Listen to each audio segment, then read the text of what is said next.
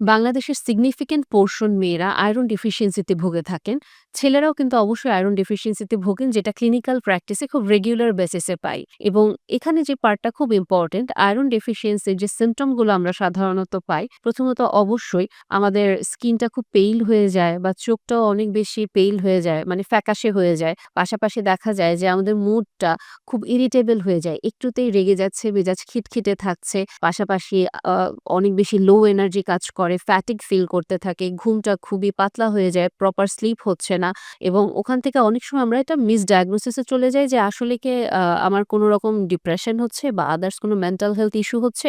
কিন্তু অ্যাকচুয়ালি আমার হয়তো নিউট্রিশনাল ডেফিসিয়েন্সি আছে।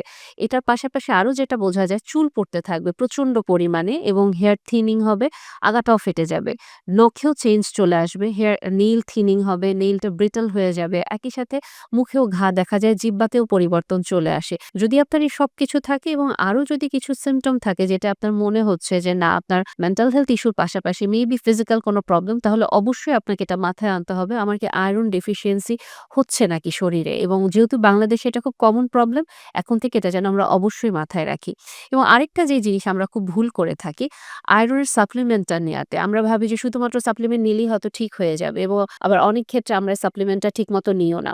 দেখা যাচ্ছে আয়রনের সাপ্লিমেন্ট যদি আপনি একদিন পর, পর নেন, রিসেন্ট রিসার্চে এটা বলছে এটা নাকি ভালো কাজ করে এবং অনেক বেশি আপনার অ্যাবজর্পশনটা ক্লিয়ার হচ্ছে। আয়রন ডেফিসিয়েন্সিতে আরেকটা জিনিস যেটা মাথায় রাখতে হবে, আপনি যখন আয়রন সাপ্লিমেন্টটা নিচ্ছেন, আপনি অবশ্যই ওটার পাশাপাশি ওই সময় ক্যালসিয়াম নিবেন না।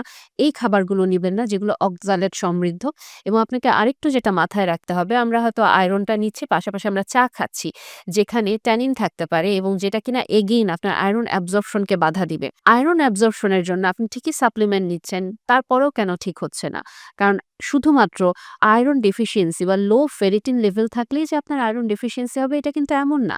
আপনার যদি ভিটামিন B12 কম থাকে, আপনার যদি ভিটামিন B2 কম থাকে, অথবা আপনি প্রপারলি ভিটামিন সি ইনটেক করছেন না, অথবা দেখা যাচ্ছে আপনার আদার্স যে নিউট্রিশন গুলো ওটাতে ডেফিসিয়েন্সি, কপার কম হচ্ছে, আবার অন্যান্য উপাদান আপনার শরীরে ঠিক মতো নেই, তাহলেও কিন্তু আপনার আয়রন ডেফিসিয়েন্সিটা ঠিক হবে না। কাজেই আপনার যখন আয়রন ডেফিসিয়েন্ট আপনি হয়ে যাচ্ছেন, আপনাকে অবশ্যই প্রপারলি আয়রন সাপ্লিমেন্টটা নিতে হবে। ওটার সাথে ভিটামিন সি সমৃদ্ধ খাবার নিতে হবে। প্রোবায়োটিকটাও অবশ্যই নিতে হবে। চেষ্টা করতে হবে আয়রন সমৃদ্ধ খাবারগুলো খেতে, এবং অন্য যদি কোনো নিউট্রিশনাল ডেফিসিয়েন্সি থাকে ওটাকে কারেক্ট করতে।